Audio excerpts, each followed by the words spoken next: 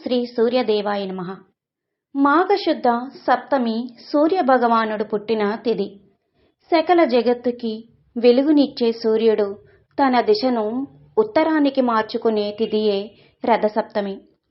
రథసప్తమి రోజున జనని త్వాం హి లోకానాం సప్తమి సప్తసప్తికే సప్తవ్యాహృతికే దేవి నమస్తే సూర్యమాతృకే అనే మంత్రం చదువుతూ 7 జిల్లేడు ఆకులు లేదా చిక్కుడు ఆకులు తల భుజాలపై ఉంచుకొని స్నానం చేయాలి.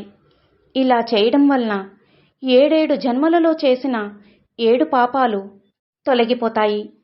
ఈ రోజున ఆవు నెయ్యితో దీపారాధన చేయడం శ్రేయస్కరం. తులసి కోట ఎదురుగా 7 చిక్కుడు కాయలతో రథం చేసి చిక్కుడు ఆకులపై పరమాన్నం ఉంచి దేవుడికి నైవేద్యంగా పెట్టాలి. రథసప్తమి నాడు దేవుడికి ఎరుపు రంగు పువ్వులతో పూజ చేయాలి. చిమిలి దానం చేస్తే సకల శుభాలు చేకూరుతాయని కొందరి నమ్మకం. రథసప్తమి రోజున సూర్యోదయం వేళ చేసిన స్నాన జప ఆర్ఘ్య ప్రదాన తర్పణ దానాదులన్నీ అనేక కోట్ల రెట్లు పుణ్యఫలాన్ని ఆయురారోగ్య సంపదల్ని ఇస్తాయని నమ్మిక.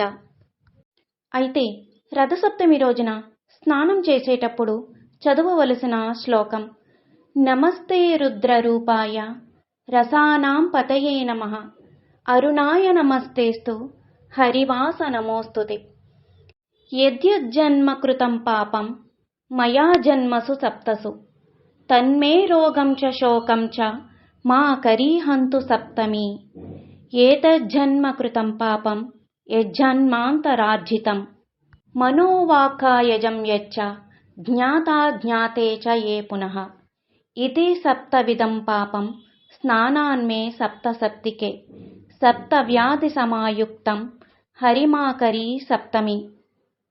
ఇలా ఈ శ్లోకాల్ని పఠించడం వల్ల మీకు సంపూర్ణ ఆరోగ్యం, అఖండ ఐశ్వర్యం, ధనాభివృద్ధి కలుగుతుంది.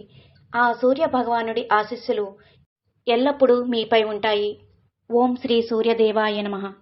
నా వీడియో కనుక మీకు నచ్చినట్లయితే లైక్ చేయండి, షేర్ చేయండి, సబ్స్క్రైబ్ చేయండి. నా ఛానల్ని సపోర్ట్ చేయండి.